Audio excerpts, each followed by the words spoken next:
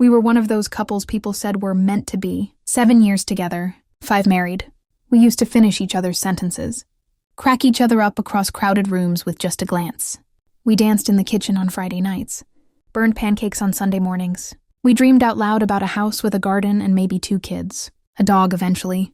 He always said he wanted a girl, said daughters softened hard men. I believed him. I believed in us. The kind of belief that makes you ignore small cracks. The missed date nights. The distracted texts. The way he started staying late at work, brushing off my questions with tired smiles. "We're good," he'd say, and I nodded because I wanted to believe it. Because we had been good once. When I got pregnant, he was quiet for a long time. I watched his jaw tighten in that way it does when he's thinking too. Hard but doesn't want to talk. "Wow," he finally said. "Okay, we're really doing this." And for a while it felt like we were. He rubbed my back during my nausea spells. He came to the 20-week scan. He even built the crib, though he complained about the instructions the whole time. I thought that was him showing up. Maybe not with flowers and poems, but in his way. I held on to that. Then Lily arrived, and the lights just went out. It was a hard birth. Long, complicated. I tore. I bled more than they expected. I was shaking when they handed her to me, so I held her like glass. He took one photo, smiled, then asked where he could get coffee. I chalked it up to nerves, shock.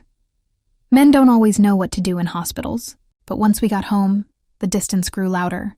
He went back to work a week later, said he couldn't fall behind. I wanted to scream. Fall behind?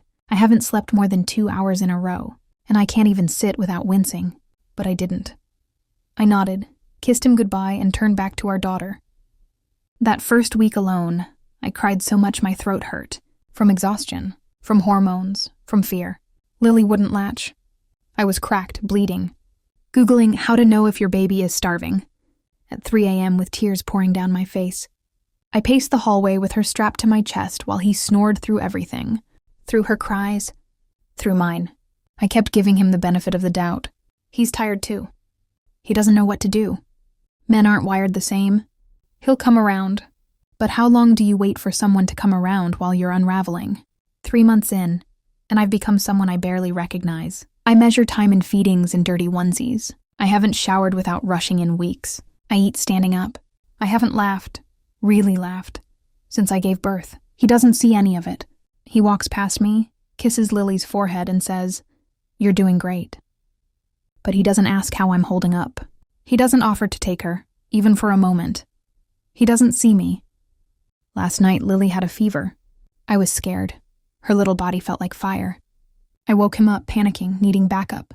He groaned, pulled the blanket over his head, and mumbled, "She's fine. You worry too much." I stood there, holding our daughter, shaking, not from her fever, but from something colder. A realization.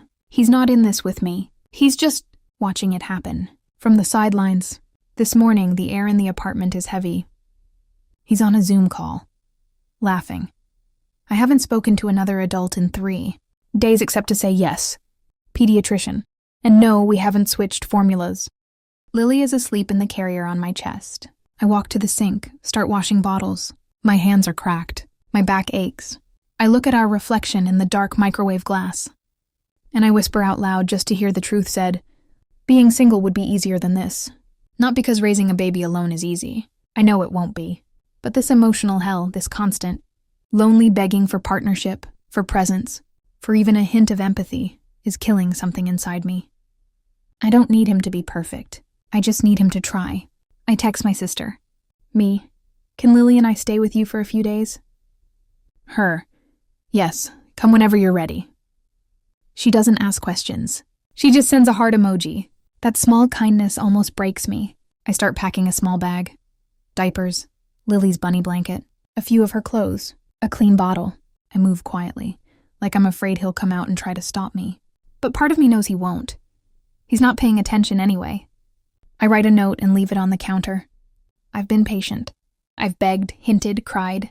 I've done this alone while you pretended presence meant participation. Lily deserves a version of love that doesn't feel like being invisible. I'm not doing this anymore. Don't reach out unless you're ready to show up. Really show up, as a father and a partner. I look around one last time. The baby swing still half assembled in the corner, the untouched copy of the expectant father on the shelf. The cradle I built alone while he caught up on work, and then I leave. Outside, the sun is warm and blinding. I take a deep breath. The weight of the bag pulls on my shoulder, but something else feels lighter. I look down at Lily, still sleeping peacefully, her tiny mouth twitching into what looks almost like a smile. "I've got you," I whisper. "We've got each other." It's not the life I imagined when I held that positive pregnancy test, heart racing, but it's real. It's honest, and it's ours. We're not walking into certainty, but we're walking out of silence. And for the first time in a long time, that feels like enough.